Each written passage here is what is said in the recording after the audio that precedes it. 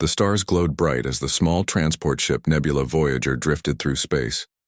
Lisa Morgan stared at the control panel, her brown eyes focused on the blinking warning lights. She was the best pilot Earth had ever produced. But right now, she was lost. Lisa had been testing a new faster-than-light engine when something went wrong. The ship had jumped too far and now she floated in unknown space. Her long blonde hair was tied back in a practical ponytail as she tried to figure out her location. She checked the star maps. Nothing matched what she could see outside her viewport. This was completely uncharted territory. The ship computer worked hard to calculate her position, but kept giving error messages. Lisa remained calm, though. Her heart beat faster. 20 years of flying everything from small hoppers to massive colony ships had taught her patience. Even in the worst situations, there was always a solution. She just needed to find it. The oxygen levels were good, and she had enough food for 2 months. The engine was damaged, but not beyond repair. She could make it home if she could just figure out where home was. Lisa ran another diagnostic on the navigation system. The quantum computer hummed as it processed the data. She took a sip of water from her bottle and waited. A strange light appeared on her radar. It was moving fast toward her position.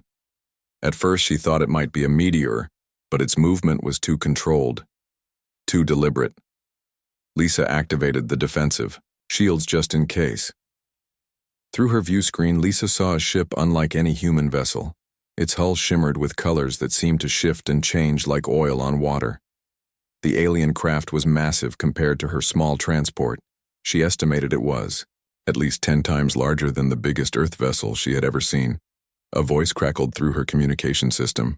The language was strange, clicking and musical, but somehow her translator picked up parts of it. Help, injured, need assistance. Lisa hesitated only a moment before responding. This was what humans did. They helped those in need, even strange beings from beyond the stars. I can help, she transmitted. I am Lisa Morgan from Earth. There was a pause, then the alien voice returned. Thank you, Earth pilot. Our ship is damaged. We have wounded crew. Can you dock with us? Lisa considered her options. This could be a trap, but it could also be genuine. The distress in the alien voice seemed real. She made her decision. I will dock with your ship, she transmitted. Please guide me in. The alien ship opened a docking bay and Lisa carefully guided her craft inside. The artificial gravity felt slightly stronger than Earth normal as she stepped out of her ship. She carried a medical kit and wore her flight suit, which contained emergency supplies. The docking bay was enormous with walls that seemed to pulse with soft light. The air was breathable, but had a strange, sweet smell. Lisa took a moment to adjust to the gravity before moving. Forward 5 beings waited for her. They stood tall, about 7 feet in height, with slender bodies covered in scales that shimmered blue and green. Their eyes were large with vertical pupils, and they had 4 arms each. Their mouths were small, but their expressions seemed worried even on alien faces. One stepped forward. The translator around Lisa's neck worked to convert the sounds. I am Captain Ziri. This is my crew. We thank you for your assistance. Our ship, the Stellar Wind, was damaged in an asteroid field. Our engineer is badly hurt and our medical officer died in the accident. We need help. Lisa nodded and followed them through corridors that seemed to pulse with light. The ship itself felt alive somehow, responding to their presence. She noticed plants growing along the walls. Strange alien vegetation that seemed to be part of the ship itself. Other crew members watched as she passed. They had the same general appearance as Captain Ziri, though their scale colors varied. Some had patterns of gold or red mixed with the blue and green. Lisa counted at least 20 crew members, all watching her with curious eyes. The injured alien lay on a table in what must have been their medical bay. Green fluid leaked from a wound in its side. The creature made soft whistling sounds that her translator could not interpret, but Lisa understood pain when she heard it. I can try to help, she said, but I need to understand your biology first. Captain Ziri touched a screen and images appeared, showing the internal structure of their species. Lisa studied it quickly, noting that their hearts were located lower than in humans, and they had 3 lungs. The circulatory system was complex with green blood that seemed to glow slightly. Working. Carefully, Lisa removed a metal shard from the engineer's side and used the alien medical tools to seal the wound. The green blood slowed and finally stopped. The engineer made a soft, trilling sound that her translator said meant, "Thanks, you have skill," Captain Ziri said. "Your hands are steady and your mind is quick. We are fortunate you found us." Lisa smiled. "Not exactly. I was lost when I picked up your distress call. I was testing a new engine and something went wrong. Now I have no idea where Earth is." Captain Ziri made a sound that the translator interpreted as surprise. "You are far from your home system, human. You are in what we call the spiral arm, nearly 3,000 light-years from your solar system." Lisa felt her stomach drop. 3,000 light-years. She would never make it back in her small ship even if the engines were working perfectly. She tried to keep her face calm, but Captain Ziri seemed to sense her distress. "Do not worry, Earth pilot. We can help you return home once our ship is repaired, but we have other problems now." While the engineer recovered, Captain Ziri explained their situation. Their ship had been attacked by raiders from a hostile species called the Vraks. The attack had damaged their engines and navigation systems. They needed to reach a repair station but could barely control their ship. "The Vraks are pirates," Captain Ziri explained. "They attack ships and steal technology. They do not care about life. They kill for pleasure. They will return soon when they realize we did not explode. We need to move the ship to safety." Lisa thought for a moment. "I might be able to help. Your ship systems are different from ours, but the principles should be similar." The alien captain led her to the bridge of the ship. It was a large circular room with control stations around the edges and a central platform where the captain would stand. The view screens showed the space around them, and Lisa could see her own small ship, docked in the bay. The main pilot, a slim alien with silvery scales, looked up as they entered. She had been injured in the attack and could barely move one set of arms. Captain Ziri explained that their backup pilot had been killed. "Can you understand our systems?" Captain Ziri asked Lisa. "They are designed for our forearms, but perhaps you can adapt." Lisa studied the pilot station. The controls were different, but she recognized the basic functions. Thrust, attitude, control, navigation. There were holographic displays that responded to touch and movement. She spent hours working with the alien crew learning their technology. Her skills as a pilot translated well to their systems. She found that while the interface was different, the mathematics of space travel were universal. The aliens were impressed by how quickly she learned. The injured pilot named Celine taught Lisa the basics of their propulsion system. It used a form of gravity manipulation that was far beyond Earth technology, but Lisa understood the principles. The ship could bend space around itself, creating a bubble that allowed faster than light travel. Celine made a trilling sound of approval. "You learn quickly, human. Your species must be very adaptable." Lisa smiled. "We have to be. Our planet has many different environments and challenges. We had to learn to survive in all of them."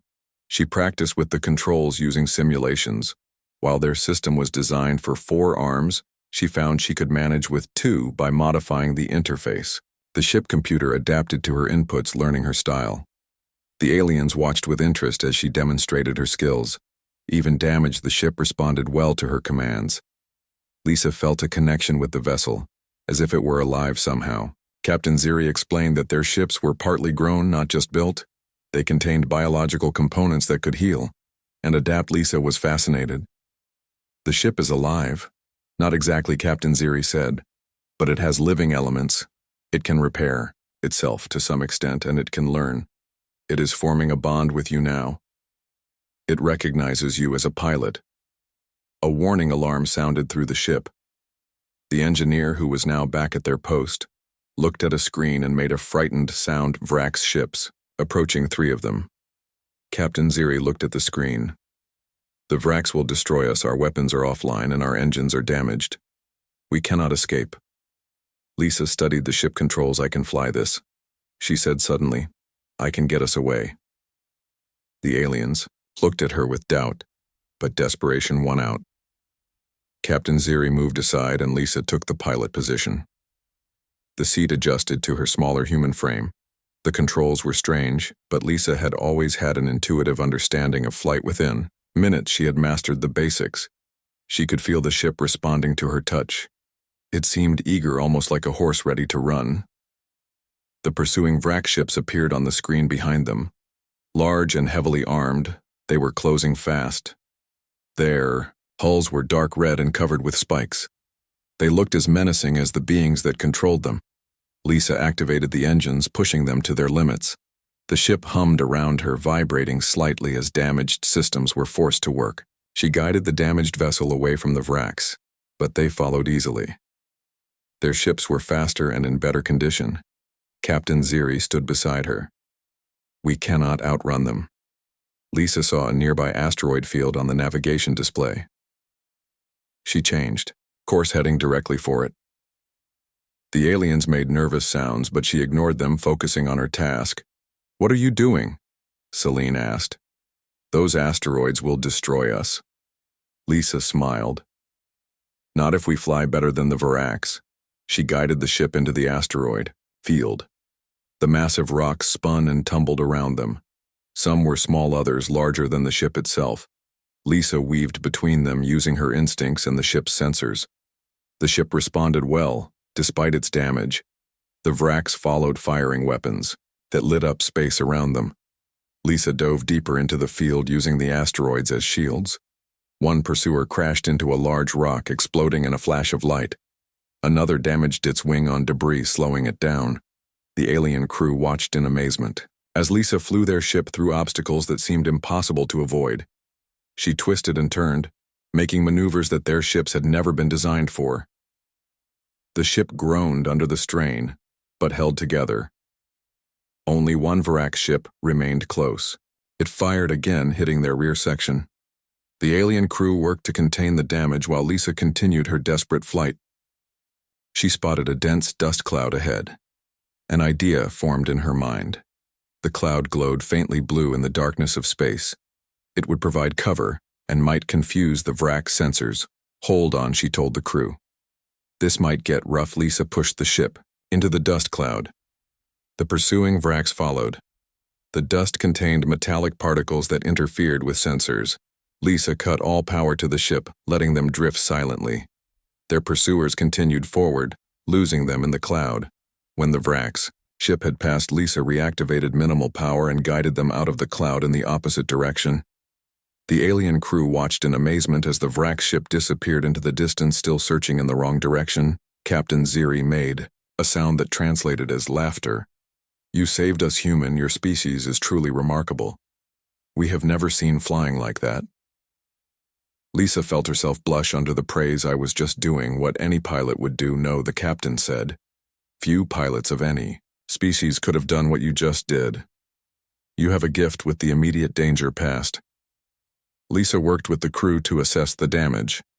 The ship had taken several hits and the engine was operating at reduced power. They needed repairs soon or they would be stranded. According to the navigation system, there was a space station 3 days away at their current speed. Captain Ziri explained that it was a neutral trading post where they could find help. "Can we make it?" Lisa asked. The engineer, a female named Tala, nodded. "If we are careful and if the Vraks do not find us again." Lisa spent the next 3 days learning more about the aliens. They called themselves the Lorani and came from a planet with 3 moons and 2 suns. Their society valued knowledge and exploration. They had been traveling the stars for thousands of years. In return, she told them about Earth and humanity. The aliens were fascinated by her stories of oceans and mountains, of human cities and cultures. They had never encountered humans before, though they had heard rumors of a new species entering the galactic community. "Your people have much potential," Captain Ziri said. "You adapt quickly, and you have courage. These are valuable traits." As they traveled, Lisa continued to work with the ship systems. She made adjustments to the pilot controls so they would work better with human hands. The ship seemed to respond to her more easily each day. Captain Ziri explained that the biological components were learning her patterns.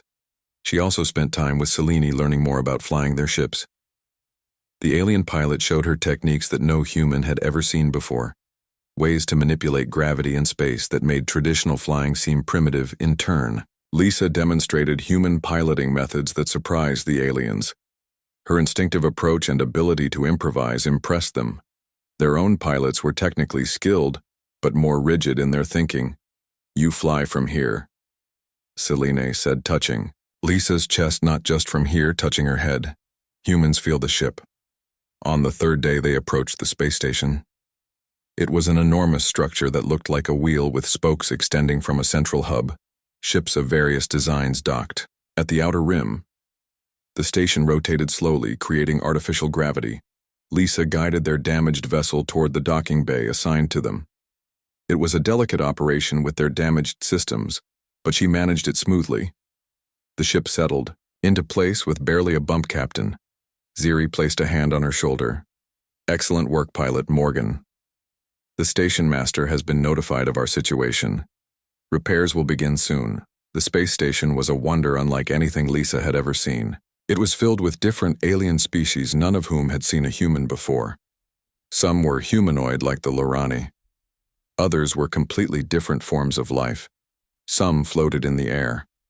Others moved on multiple legs or slithered along the floor. Lisa became something of a celebrity as word spread of the human who had outflown the Vraks. The station master, a large being with 6 eyes and metallic skin, requested a meeting with her. "You have impressed many people, human," the station master said. "The Vraks are feared throughout this sector.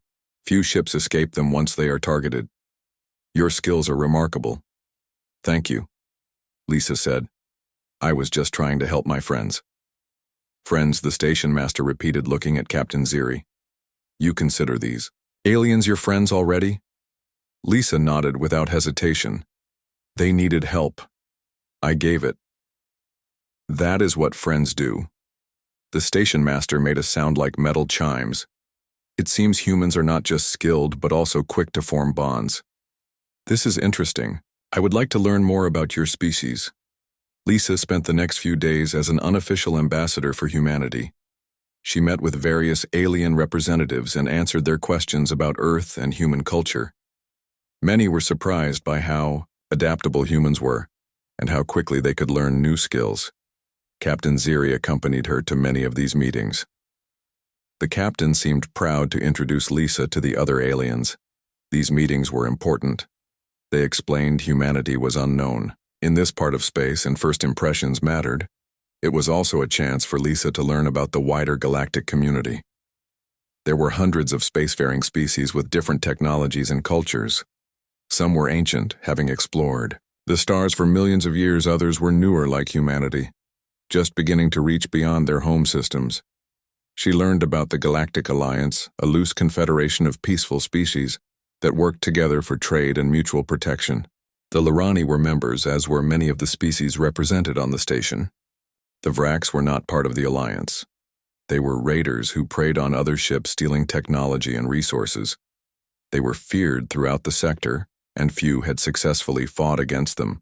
Earth should join the Alliance, Captain Ziri told her one evening as they shared a meal in the station food hall. The human approached eating alien food with the same adaptability she showed in everything else. "It would benefit your people, and the Alliance would gain your unique perspective." Lisa considered this. Humanity was still new to interstellar travel. They had only recently developed faster than light technology and had encountered only a few alien species so far. The idea of joining a galactic organization was both exciting and intimidating. "I will bring the proposal to our leaders when I return home," she promised. On the 5th day at the station, alarms sounded throughout the structure. Lisa and Captain Ziri were meeting with the station master when the alert came. Vrak ships. Approaching, the station master announced, 3 vessels heavily armed. They are demanding we surrender the Lorani ship and the human. How did they find us? Captain Ziri wondered. They must have tracked our energy signature. The station master activated defensive systems but looked worried. Our shields will not hold long against 3 Vrak ships. We must negotiate. No, Lisa said. I have another idea. She turned to Captain Ziri. Is your ship repaired enough to fly? The captain consulted with their engineer, who had been overseeing the repairs. We can fly, but we are not at full power. Some weapon systems are online, but not all. Lisa nodded. That's enough. I need access to the stations, sensor array and communication systems. The station master hesitated but agreed. Lisa quickly explained her plan. The Vrax wanted her and the Lorani. They believed humans were weak and the Lorani were easy prey.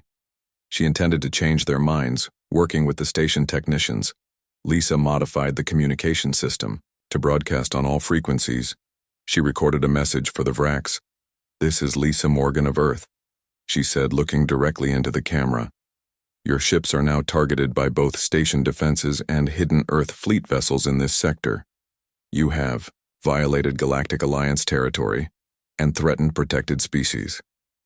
Under Earth military code, that is an act of war. We will respond with full force if you do not retreat immediately." The station master looked at her.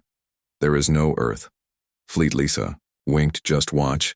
She worked with the station sensor technicians to create false readings in the nearby asteroid field, making it appear as if multiple ships were hiding there, waiting to attack. Celine helped modify the signal to make it look authentic. Next, Lisa prepared the Lorani ship for launch with minimal crew. Captain Ziri Selini herself, and 2 engineers would fly while the rest of the crew remained safely on the station. The Vrax ships approached slowly, clearly confused by the sensor readings. They scanned the asteroid field where Lisa had created the illusion of hidden ships. Lisa opened a channel to the lead Vrax ship. "This is your final warning. Retreat now or face destruction. Your ships cannot match Earth technology, as you saw when I outflew your best pilot." There was a long pause, then the Vrax commander appeared on screen. He was a fearsome sight with red-scaled skin and multiple horns on his head. "Human, your threats are empty. We see no fleet." Lisa smiled, then signaled to the station technicians who activated the program she had created.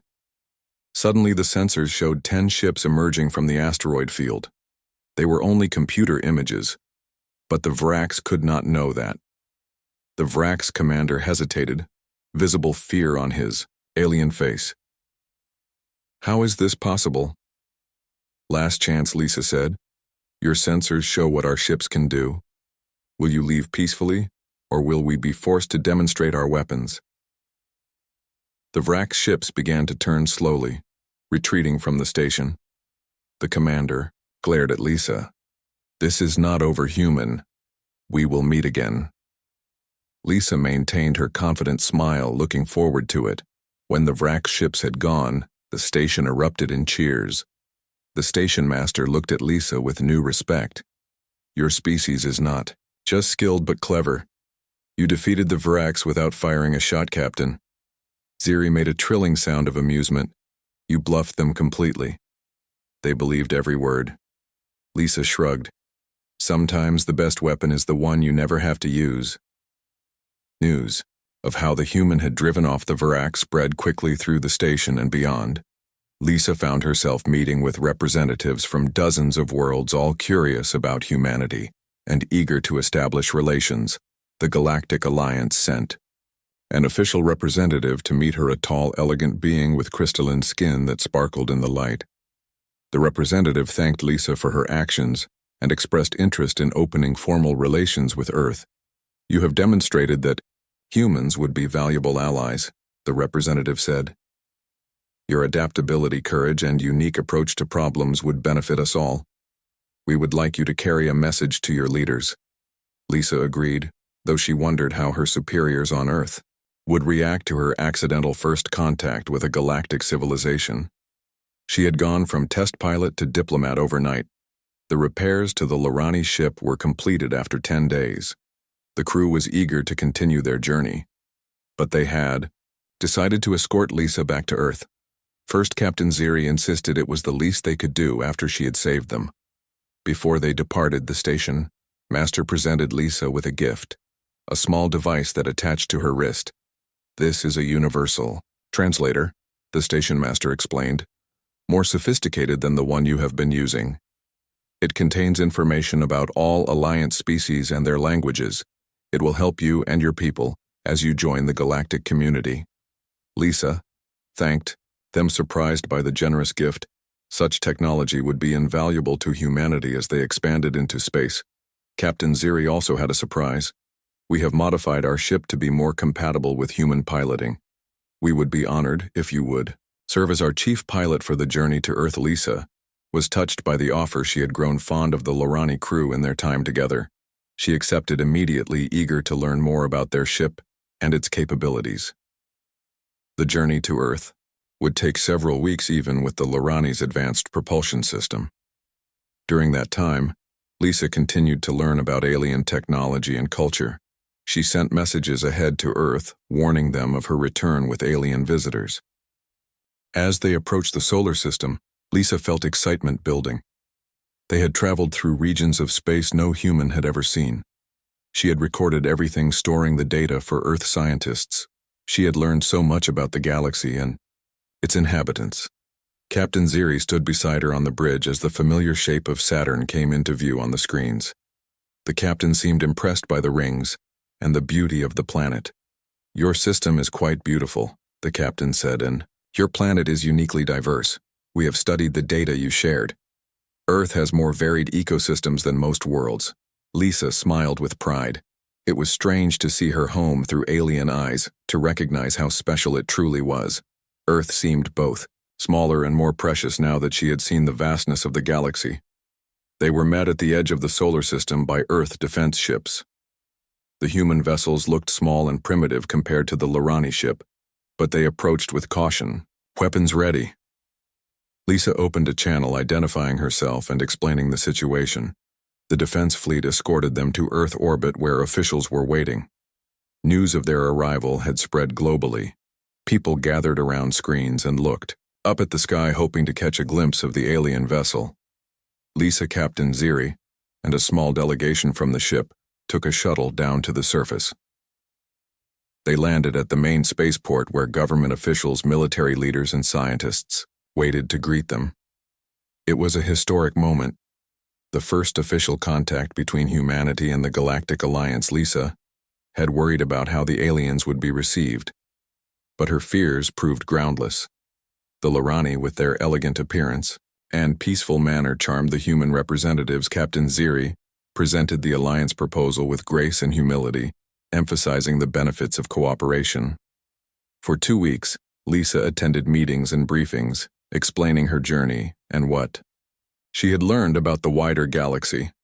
The Lorani shared technology and knowledge, freely offering humanity a chance to advance more quickly than they could. Alone, scientists were especially interested in the Lorani ship with its biological components. Engineers studied its propulsion system, hoping to improve their own designs. Medical researchers were fascinated by alien biology and the potential for new treatments. Captain Ziri addressed the United Nations, explaining the structure of the Galactic Alliance and how Earth might fit into it. The captain spoke of the threats that existed in space, the Vraks and others who might target a young spacefaring species. Earth would need allies as it expanded beyond its home system. The Alliance offers protection and knowledge, Captain Ziri said. In return, we ask only for friendship and your unique human perspective. You have much to contribute. Lisa, Morgan has shown us that, when it was time for the Lorani to depart, a formal treaty had been signed. Earth would send representatives to the Alliance headquarters to begin the process of joining.